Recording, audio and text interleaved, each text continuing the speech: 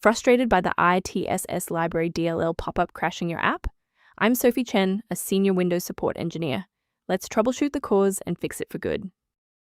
Before we start the Itss Library manual guide, check the description for a professional diagnostic utility. This is the Itss Library, the InfoTech Storage System library. It manages unmanaged localized parsing for compiled HTML help.chm files, facilitating the localized orchestration of unmanaged help manifests. With that background out of the way, here is how we actually restore the missing component. This error is usually caused by corruption in Windows system files.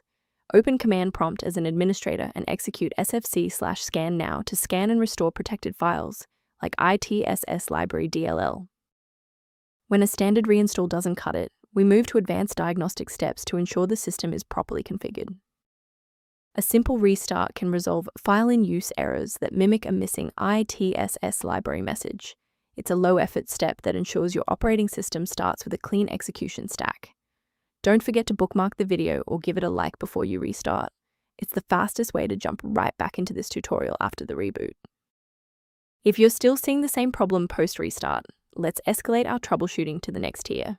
Feel free to pause the video if the next steps come at you too fast. A restart won't fix a broken registry pointer, so follow these steps to manually register the file now. First, open Command Prompt as admin. Second, type regsvr32 followed by your file name causing the error, then hit enter. Why are we doing this? Well, even with the file in the correct folder, a missing registry pointer prevents the loader from recognizing it. This step manually establishes that critical system reference. Before concluding, I want to address a critical security consideration for maintaining your system's integrity. Do not let a minor runtime error escalate into a total system rebuild by attempting to force install Itss Library DLL into directories where it does not natively belong. For a comprehensive approach to system health, I recommend incorporating a verified maintenance protocol into your routine. If library conflicts or resource allocation issues are present, the link below provides general information on managing Itss library dependencies.